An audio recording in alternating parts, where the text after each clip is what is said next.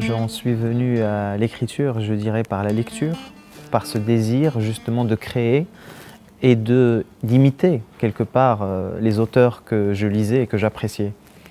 Et progressivement, ça s'est développé et c'est devenu une passion. Donc quand j'étais tout jeune, j'écrivais déjà des petites nouvelles, des petites histoires, des petits récits brefs. Et j'ai tenu également un journal intime, une sorte de journal intime. Le narrateur est un personnage qui se cherche, donc qui cherche à la fois son identité à travers cette démarche de renouvellement du titre de séjour et qui se cherche également à travers l'écriture. L'écriture pour lui est un exutoire, est un espace de recherche, de quête de soi. Donc il a cette démarche de renouvellement du titre de séjour, il a cette histoire d'amour effectivement qui le tracasse.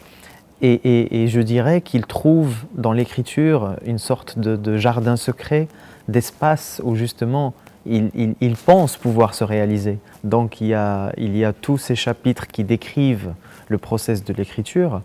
Et vraiment, cette description de l'écriture est effectuée ligne par ligne, phrase par phrase, avec toute l'angoisse, toute la peur, le doute que ça implique pour le narrateur. Donc il y a une sorte de mise en abîme en fait, de l'acte d'écriture dans le roman.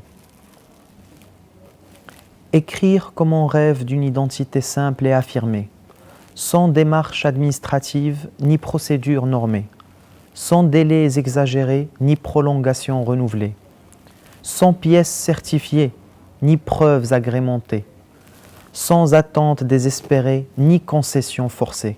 Écrire comme on se cherche, c'est-à-dire en sondant les moindres recoins sombres du personnage qu'on est ou qu'on croit être, en déshabillant ce moi qu'on croit connaître et qui n'en finit pas de nous surprendre, au point de devenir une présence étrangère qui nous ressemble sans correspondre parfaitement à ce qu'on est, qui nous traverse, transparente et endolorie, sans laisser de traces et sans émettre de signes. Chaque mot que laisse échapper la coulée silencieuse de l'encre noire doit redéfinir ma conception de l'acte de l'écriture et me renvoyer vers la nudité de l'existence. Chaque mot que produit le grattement monotone de la feuille doit me rappeler la quête inaboutie de l'identité impossible.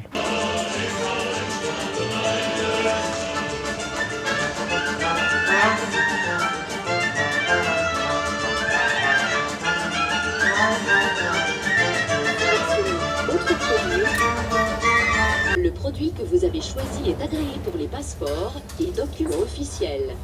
Veuillez appuyer sur le bouton vert pour valider votre choix. Quand on n'a pas de papier, on est quelqu'un, mais ce quelqu'un, cette personne n'est pas reconnue au sein de la société. Cette personne n'a pas accès à je dirais, au même niveau d'existence que les autres personnes dans la société. J'ai essayé de partir du renouvellement du titre de séjour, donc qui représente une longue démarche administrative avec ses allers-retours, ses attentes, son lot d'angoisse également et d'inquiétude. Et j'ai essayé d'utiliser ce renouvellement du titre de séjour comme une métaphore de la recherche identitaire. Si cette photo vous satisfait, appuyez sur le bouton vert.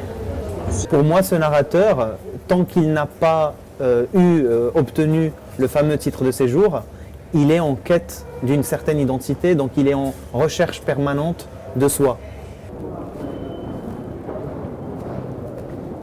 Je ne dirais pas que c'est une autobiographie, mais je ne dirais pas non plus que c'est une fiction. Donc je dirais que c'est un roman étranger. Qui sont-ils, tous ces anonymes entassés dans les transports en commun, dont les corps se frottent, se bousculent, se rapprochent l'espace d'1 ou 2 minutes, puis qui s'éloignent dans l'indifférence partagée.